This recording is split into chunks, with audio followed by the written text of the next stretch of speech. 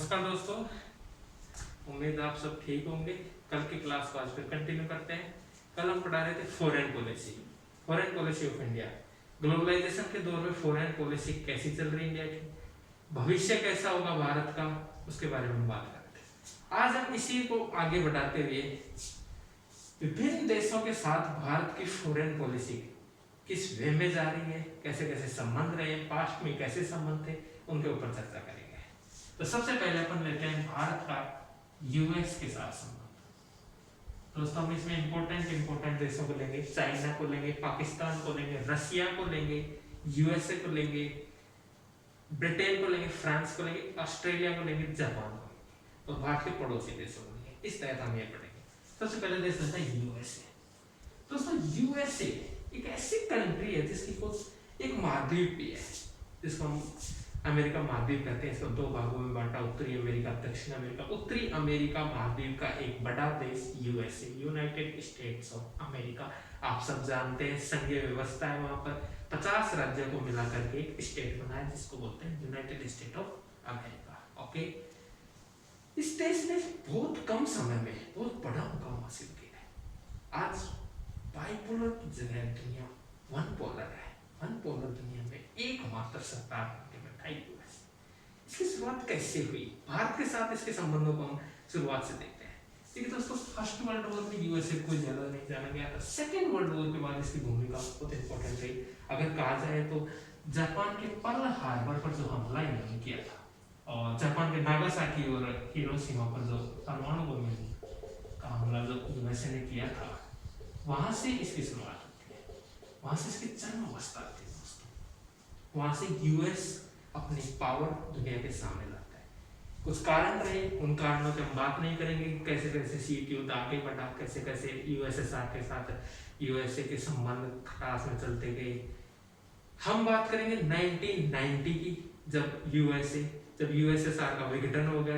गोरबाचोव ने अपने देश को ग्लासनोस्ट और पेरेस्ट्रोइका नीति के तहत खोल दिया। यूएसएसआर के 15 संगठन बन गए, 15 देश टूट गए और मात्र एकमात्र शक्ति बना विश्व की यूएसए। ये है वैश्विक स्तर पर। अब हम भारत के साथ यूएसए के संबंधों को देखते हैं। तो देखिए दोस्तों, शुरू से भारत के साथ संबंध देखते हैं यूएसए के। 1947 हम लेंगे, 1947 से लगभग 70, 80 या 90 ले लेते हैं। 90 से 2010 या 15, 2015 के बाद ये 3 तरीके से हम यूएस के संबंध को, भारत यूएस के संबंध को देखेंगे। देखिए दोस्तों, 1947 में भारत आजाद हुआ। ये वो टाइम था जब सेकंड वर्ल्ड वॉर के बाद शीत युद्ध की चपेट में था विश्व।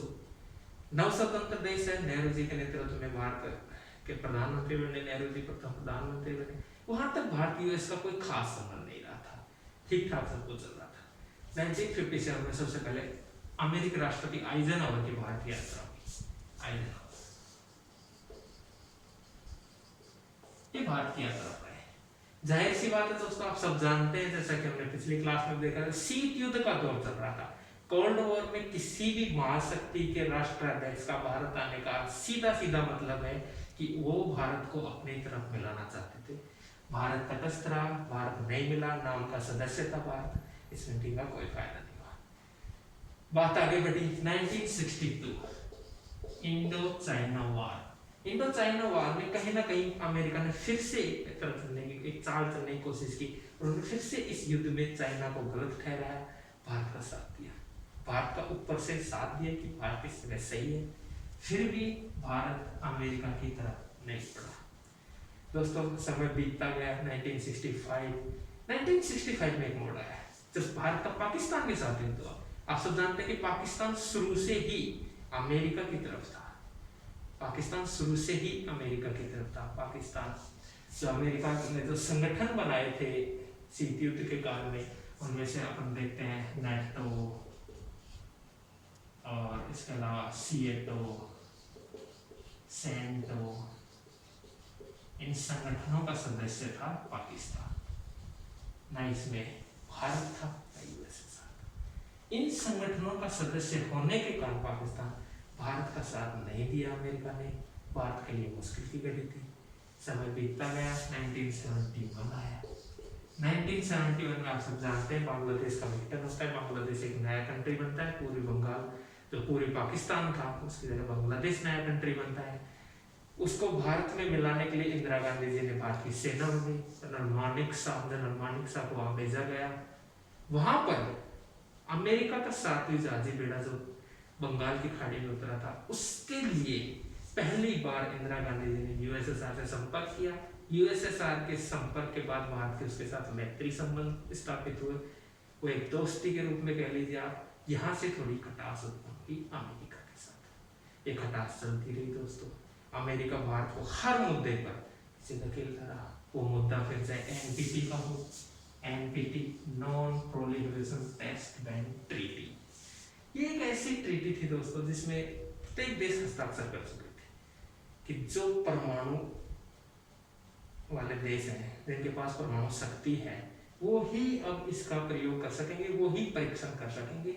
नया देश कोई नहीं कर सकेगा। आज तक मात्र एकमात्र देश भारत ही है जिसने एनपीटी पर साइन नहीं किए हैं, फिर भी उसको परमाणु आपूर्तिकर्ता देश परमाणु की जो सामग्री है वो उपलब्ध करवा रहे हैं। एकमात्र देश है भारत के यहाँ चुका नहीं। ठीक है, समय बीतता गया। अब आता है 2015 का बात करें तो यहाँ देखिए दोस्तों, ये एक अलग काल है। यहाँ दुनिया बदल चुकी है। यूएसएसआर का विघटन हो चुका है। भारत उदारवादी बाजारवादी ग्लोबलाइजेशन को भारत अपना चुका है। वैश्वीकरण भारत में पनप चुका है। डेमोक्रेटिक कंट्री चल रही है भारत में। गठबंधन की तो राजनीति चल रही है। यूएसए और भारत के बीच कभी झोलमोल का संबंध रहता, कभी भारत का सपोर्ट करता था यूएसए, कभी भारत का सपोर्ट नहीं करता था। ये चलता रहा। अटल बिहारी वाजपेयी की सरकार में भी ये सब चलता रहा, क्योंकि इधर पाकिस्तान का सपोर्ट ज्यादा हो गया था। यूएसए हमेशा से पाकिस्तान ने उसका सपोर्ट किया था। बात आती है 2005 की। 2005 में एक बड़ा परिवर्तन हुआ। 2005 में भारत का अमेरिका के साथ सिविल परमाणु समझौता हो गया, जो कि एक बहुत बड़ी बात थी। इससे बहुत सारे देशों को आपत्ति हुई, पाकिस्तान को आपत्ति हुई, चीन को आपत्ति हुई, बहुत सारे देशों को आपत्ति हुई कि एक ऐसा देश जिसने एनपीटी पर साइन नहीं किया, जो देश किसी की मान नहीं रहा, जिस देश ने परमाणु परीक्षण किए हैं बार-बार, 2 बार परमाणु परीक्षण के लिए 1998 एंड 1974, उसके साथ यूएसए परमाणु समझौता अगर करता है तो ये दिखाने वाली बात है। यहाँ से भारत यूएसए के संबंध फिर से अच्छे होने लगते हैं। इसका दूसरा पहलू ये कि जब 2001 में अमेरिका में सेंटर पर जब ब्लास्ट हुआ था, जब ये अल-कायदा ने ब्लास्ट किया था उसके बाद, तब अमेरिका ने एक ठान लिया था कि डेजर्ट स्टॉर्म ऑपरेशन 4 ऑपरेशन उसके चले, जिसमें अमेरिका ने लादेन को मारने के लिए एंड्यूरिंग फ्रीडम, इस एंड्यूरिंग फ्रीडम के तहत अमेरिका ने कहा था कि मैं आतंकवाद का सफाया करूंगा। ये भारत के लिए बहुत बड़ी बात है, क्योंकि भारत हमेशा आतंकवाद का दंश झेलता आ रहा था। 2000 में भारत की संसद पर भी हमला हुआ था। भारत ने अमेरिका के इस वक्त साथ दिया, दोनों साथ आए, आतंक के विरुद्ध युद्ध में दोनों साथ आए। ऑपरेशन एंड्यूरिंग फ्रीडम स्टार्ट हुआ। इसका परिणाम हम बताएंगे कि 2011 में 2 मई को एबटाबाद में लादेन को उन्होंने उठा के ले गए और उसका खात्मा हो चुका था। ठीक है, यहाँ भारत साथ साथ चल रहा है। 2011 भारत के प्रधानमंत्री मनमोहन सिंह, एक ऐसा वक्त आया, यूपीए सेकेंड की जो सरकार थी उसमें एक ऐसा वक्त आया, भारत की ऐसी धाक उस टाइम जम चुकी थी कि भारत की जो विकास दर थी वो 7.7 के पास चल रही थी। भारत में एक साथ विश्व की 5 बड़ी महाशक्तियों का आना, जिसमें से चाइना के राष्ट्रपति, रशिया के राष्ट्रपति व्लादिमीर पुतिन, अमेरिका के राष्ट्रपति बराक हुसैन ओबामा, फ्रांस के राष्ट्रपति एक साथ आते हैं, ब्रिटेन के प्रधानमंत्री डेविड कैमरन एक साथ भारत में आते हैं। इससे भारत की छवि का पता चलता है कि भारत किस ओर बढ़ रहा है। ठीक है दोस्तों, यहाँ तक चलता गया।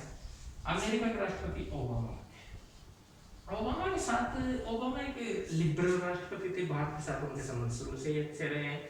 भारत हमेशा से एक चीज को सपोर्ट करता है, जलवायु सम्मेलन या पृथ्वी सम्मेलन या कोप में भारत हमेशा ही आगे बढ़ चढ़ के भाग लेता है। अमेरिका के जब राष्ट्रपति ओबामा बने तो भारत की ओबामा के साथ मैत्रीपूर्ण संबंध अच्छे थे। ओबामा और मोदी जी का दौर भी बहुत अच्छा गुजरा था। इसीलिए दोस्तों अमेरिका में समय बदला, 2016 के चुनाव आए, राष्ट्रपति डोनाल्ड ट्रंप ने, वहां से अमेरिका और भारत के संबंधों में मैंने पिछली क्लास में फिर कहा था, विदेश नीति भावनाओं से नहीं चलती। विदेश नीति में राष्ट्र हित प्रथम होता है। विदेश नीति में हमेशा पुरानी बातें भी ध्यान में रखी जाती है, नई बातें भी ध्यान में रखी जाती है। व्यक्तिगत विदेश नीति नहीं हो सकती। इसी के तहत देखा गया कि अमेरिकी राष्ट्रपति डोनाल्ड ट्रंप अड़ियल स्वभाव के होने के कारण भी भारत के संबंध उनसे कहीं ना कहीं ठीक बैठे रहे। वो फिर चाहे प्रोग्राम हाउडी मोदी हो या नमस्ते ट्रंप हो, दोनों में इसका असर भी देखा गया। दोस्तों ऐसा कौन सा वक्त आया जब अमेरिका और भारत के साथ होने से विश्व में हलचल नहीं थी? ये वक्त आया दोस्तों, दुनिया में कई बार ऐसा टाइम आया, जैसे क्वेड का बनना, इसमें 4 देश शामिल, 4 देशों में जापान, ऑस्ट्रेलिया, अमेरिका और भारत। एक क्वेड बना ताकि चाइना को कंट्रोल किया जा सके। क्वेड बना, ये बहुत इंपॉर्टेंट है। भारत का अमेरिका के साथ स्ट्रेटेजिक समझौता, जिसके तहत भारत अमेरिका से हथियारों की आपूर्ति करता है। बहुत बड़ी मात्रा में अमेरिका भारत को हथियार सप्लाई करता है। भारत सबसे बड़ा आयातक देश है। इससे चाइना और पाकिस्तान को प्रॉब्लम है। तीसरी बात, अमेरिका के द्वारा हमेशा, हालांकि चाहे ऊपर से कह लीजिए आप या वैसे, राष्ट्रपति जब ओबामा थे तब से भी या ट्रंप थे तब से भी, बिल क्लिंटन के टाइम से हम देखते हैं, हमेशा यूएनओ की स्थायी सदस्यता के लिए हमेशा अमेरिका के द्वारा भारत को सपोर्ट किया गया है। इवन भारत ही नहीं बल्कि G4 की कंट्रीज को हमेशा सपोर्ट किया गया है। 4 देशों के द्वारा सपोर्ट किया गया है। इसमें हमेशा चाइना के द्वारा वीटो किया गया है। यहाँ तक भी बात सही चल रही। शांति सेना, यूएनओ, यूएनएफसीसी, WHO, WTO, इन सब में, IMF, वर्ल्ड बैंक, इन सब में भारत का बढ़ चढ़कर भागीदार लेना, अर्थात भारत के अमेरिका के साथ संबंध सुधर रहे थे। इसका प्रमाण ये भी देखा गया कि अमूमन अमेरिका का राष्ट्रपति किसी देश की यात्रा बहुत कम करते हैं, लेकिन भारत की यात्राएं जब सबसे पहले 1957 में आइजनहॉवर ने की, फिर उसके बाद जिमी कार्टर ने की 1978 में, बिल क्लिंटन भारत की यात्रा पर आए, एंड ओबामा भारत की यात्रा पर आए। 2 बार ओबामा भारत की यात्रा पर आते हैं। राष्ट्रपति ट्रंप भारत की यात्रा पर। इससे पता चलता है कि देश की वैल्यू क्या है। आज भारत के अमेरिका के साथ संबंध अच्छे चल रहे हैं। भारत अमेरिका से हरक्यूलिस, चिनूक, ऐसे बड़े बड़े रक्षा समझौते कर रहा है। भारत अमेरिका के बीच फार्मास्यूटिकल कंपनियों के बीच में लेन देन चल रहा है। हाल ही में भारत ने अमेरिका को कोरोना वायरस की चपेट के कारण बहुत बड़ी मदद उपलब्ध कराई है। मलेरिया, डेंगू की दवा हाइड्रोक्सीक्लोरोक्विन का भारत ने निर्यात किया है। भारत में अमेरिका की कंपनियों का आगमन हो रहा है, जम रही है। अमेरिका के लिए भारत एक बड़े मार्केट के रूप में उपलब्ध हो रहा है। भारत का सामुद्रिक पतन अमेरिका के लिए खोल दिए गए हैं। अमेरिका की कंपनियां और भारत की कंपनियां एक साथ उसमें आ रही हैं। अमेरिका के द्वारा भारत को H-1B वीजा जारी करना, प्रत्येक 6 अमेरिका में से एक भारतीय होना, इस बात का सूचक है कि भारत की वहां कितनी बड़ी धाक है। ये दोस्तों अमेरिका के साथ भारत के मुख्य बिंदुओं पर हमने चर्चा की। दूसरा टॉपिक लेते हैं भारत का चाइना के साथ क्या संबंध है।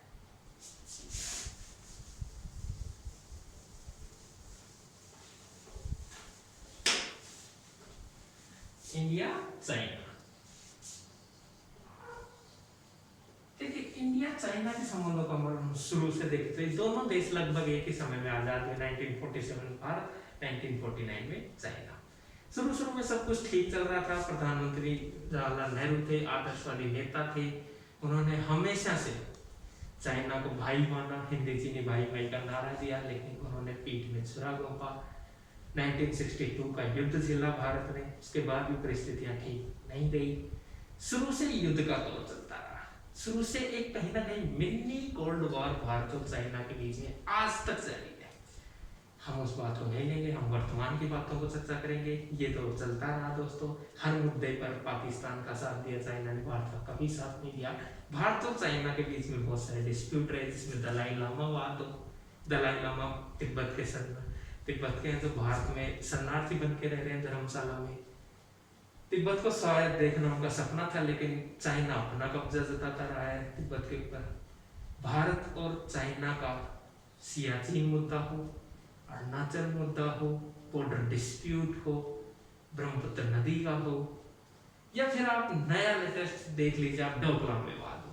ठीक है दोस्तों, डोकलाम विवाद, यहाँ मैंने आपको पिछली क्लास में एक बात की थी, पावर इंपॉर्टेंट होती है, वो फिर चाहे कैसे भी प्राप्त की जाए, साम दाम दंड, फॉरेन पॉलिसी में पावर बहुत इंपॉर्टेंट होती है। डोकलाम विवाद जो कि एक भूटान का हिस्सा है, डोकलाम, इसका चाइना से कोई लेना देना नहीं है, लेकिन चाइना ने डोकलाम के रास्ते पर कब्जा करना चाहा। डोकलाम भूटान का हिस्सा है, भूटान भारत से आश्रय लेता है, भूटान भारत से मदद मांगता है, भूटान भारत के रहता है, भूटान भारत के मित्र भी है, भारत का स्वाभाविक मित्र है भूटान। स्वाभाविक मित्र होने के नाते तो भूटान की मदद करना भारत का परम धर्म भी है, ड्यूटी है। भारत ने डोकलाम विवाद पर चाइना का कठोरता से विरोध किया, चाइना को आखिर पीछे हटना पड़ा। दोस्तों, चाइना के साथ भारत के संबंध बहुत विश्वसनीय भी कहे जा सकते हैं, नाजुक भी कहे जा सकते हैं, कारण दोनों को बराबर का फायदा भी है, नुकसान भी। नुकसान ये क्योंकि दोनों पड़ोसी देश हैं, परमाणु संपन्न देश हैं, विश्व की महाशक्तियों में से। फायदा ये कि एक दूसरे का व्यापार 90 बिलियन डॉलर का है, जो अपने आप में मायने रखता है। चाइना के लिए भारत एक बहुत बड़ा मार्केट है, जो चाइना के लिए बहुत इंपॉर्टेंट बात है, चाइना का माल भारत में बिकता है। भारत के लिए ये फायदा है कि भारत को दूर से सामान नहीं मंगवाना पड़ता, चाइना करीब पड़ता है, सेस कम पड़ता है, टैक्स कम लगता है, सस्ता सामान उपलब्ध होता है। हार्डवेयर का जनक है चाइना, हार्डवेयर भारत में नहीं बनता, हार्डवेयर का भारत में निर्यात करता है चाइना। तमाम चीजें, कपड़ा, रोटी, गेहूं, या फिर आप कह सकते हैं कम्युनिकेशन के साधन जितने भी हैं वो चाइना से भारत को प्राप्त होते हैं। इनमें दोनों में एक दूसरे को व्यापारिक घाटा नहीं है। याद रखना दोस्तों, इंडिया यूएसए में यूएसए को भारत के साथ व्यापारिक घाटा है, इंपॉर्टेंट बात है। यूएसए को भारत के साथ व्यापारिक घाटा है, लेकिन फिर भी व्यापार चल रहा है, तो चलाना पड़ता है, ये फॉरेन पॉलिसी का एक भाग है। फिर भी ऐसी क्या बातें रही कि आज चाइना के साथ भारत का डिस्प्यूट है, भारत और चाइना के बीच किन किन बिंदुओं पर नहीं होती, उसमें सबसे इंपॉर्टेंट बात आती है दक्षिण चीन सागर विवाद। दक्षिण चीन सागर विवाद चाइना की दक्षिण पूर्वी भाग में, ये दक्षिण चीन सागर है, इस पर फिलीपींस अपना कब्जा करता है। भारत जिसका कोई यहाँ पर लेना देना नहीं है, चीन ऊपर है, दक्षिण कोरिया। दोस्तों, ये मैटर था, यूएनओ में गया, यूएनओ में फिलीपींस जीता, फिलीपींस की बात चाइना ने नहीं मानी, भारत ने फिलीपींस का साथ दिया।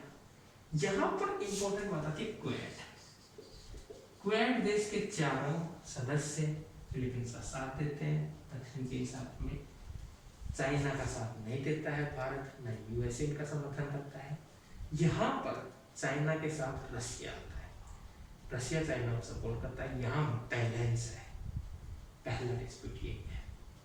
दूसरी बात, चाइना की दो सबसे इंपॉर्टेंट नीति है, तो चाइना भारत को कंट्रोल करने के लिए, भारत को घेरने के तरीके से दो नीतियां अपना रहा है, जिसमें पहली आती है स्ट्रिंग ऑफ पर्ल्स की नीति, मोतियों की माला बनाना, बहुत इंपॉर्टेंट बात दोस्तों। इसके तहत चाइना भारत को घेरना चाहता है, ये चाइना की स्ट्रेटेजिक चाल है, ये भारत है।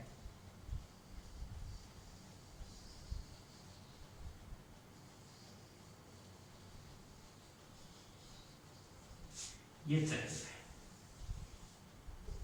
दोस्तों। स्ट्रिंग ऑफ पर्ल्स की नीति के तहत चाइना क्या करता है, चाइना ने यहाँ से म्यांमार होते हुए श्रीलंका का हम्बनतोता एक द्वीप है, एक बंदरगाह है, एक पतन है, यहाँ से कोको द्वीप जो कि अपने अंडमान में पड़ता है, यहाँ से होता हुआ दोस्तों पाकिस्तान,